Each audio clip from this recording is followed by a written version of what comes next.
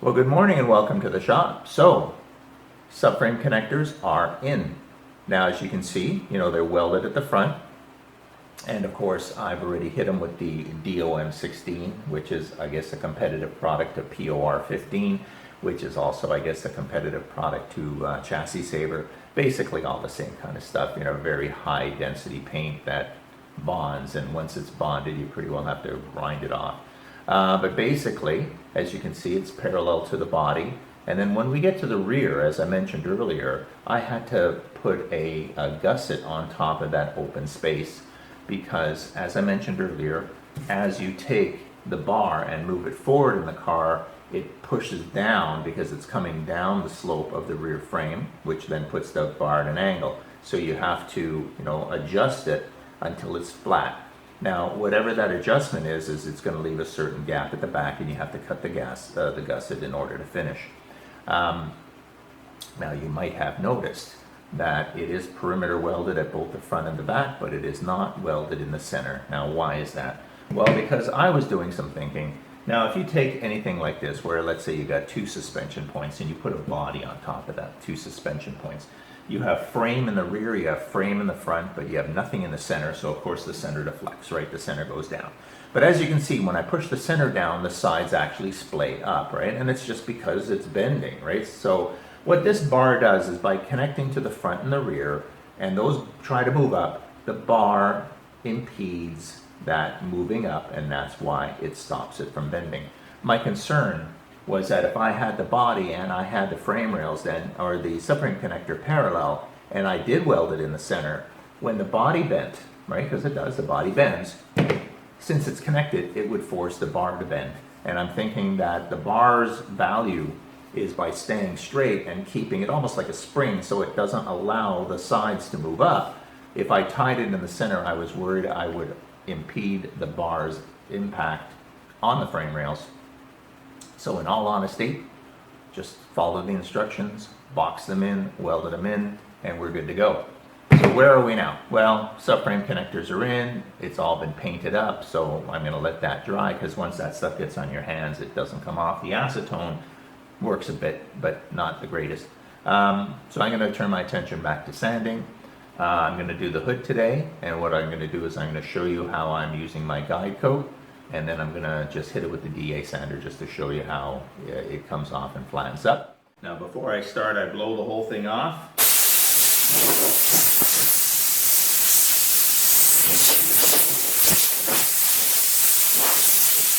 Because they do collect dust, right? The panel's been sitting here for like a week, and as I do things in the garage, dust settles on it.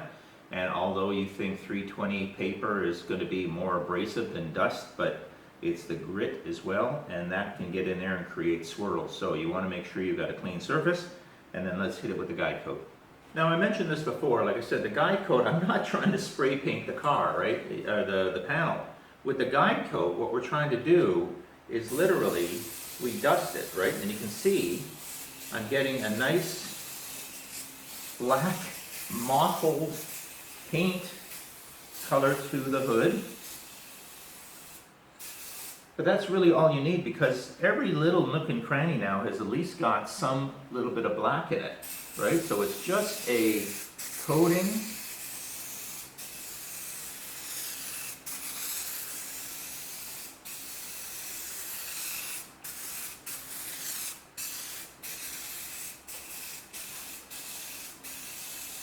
And that's it.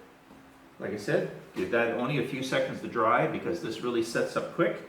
And we're ready to start sanding.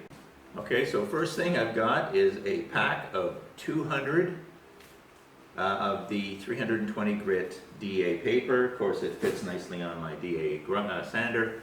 So really, what we're doing is we're just trying to follow the body lines, just like we would if we were blocking. And like I said, I'm not going to go into the corners with this because it will bite into the corner. We're going to leave that for the blocks. But on the flat surfaces, we can use something like this just to make it a little faster. But after that, we got to break the blocks out. Let's give it a try.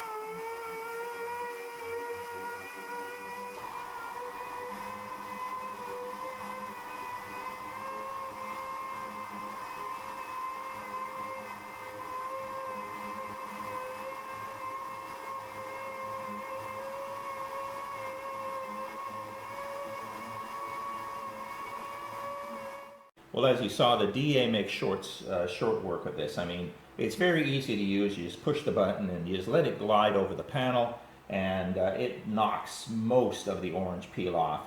Now, there's some speckling here, but that's because, again, I'm worried about the DA, because if you start seeing speckling and you hold the DA here to get rid of it, that's no good. You got to constantly move it. So what I want to use the DA for is just get it to this point where there's just some speckling.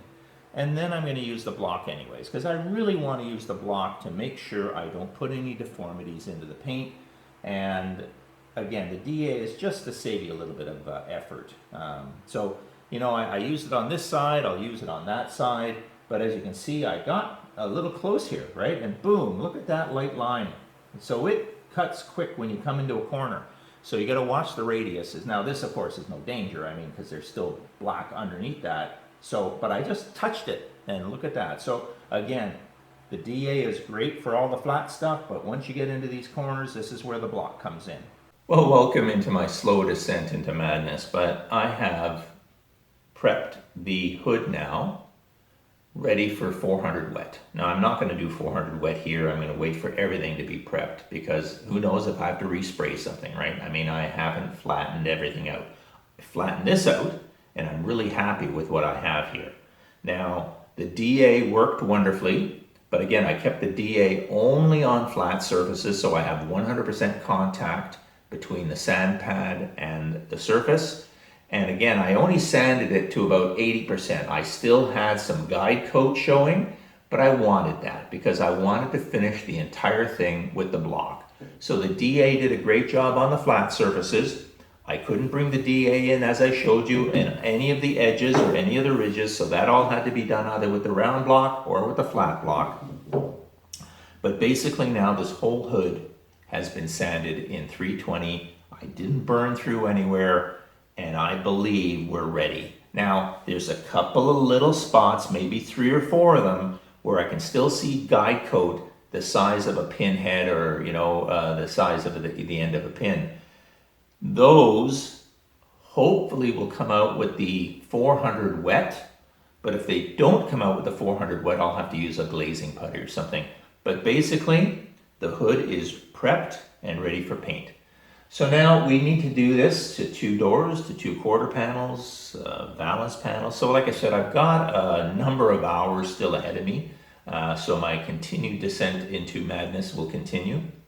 The problem is that once I'm ready for paint, which will probably be in a week or so, we are in the hottest couple of months here in Canada, right? It's 90 degrees out right now, which is about 30 degrees Celsius, and very high humidity. I cannot paint in that. The paint will flash off way too quick.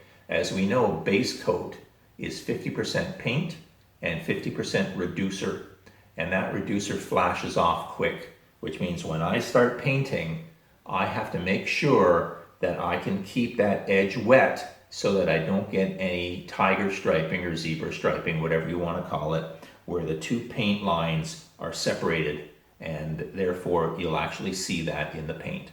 So I may have to postpone painting the car until the weather is best for it, and that might be 6 weeks from now. We don't know. Now, there's a lot of other things I can work on. I mean, there's tons of things to do, but it's a little disappointing. I was kind of hoping to have the car ready for July and August, but it doesn't seem like that's going to happen. But basically, we're ready to go. So, like I said, some more sanding in front of me, but that's about it. Hope you enjoyed the video. It's a short one. If you liked it, hit that like button. But until then, I'll see you next time.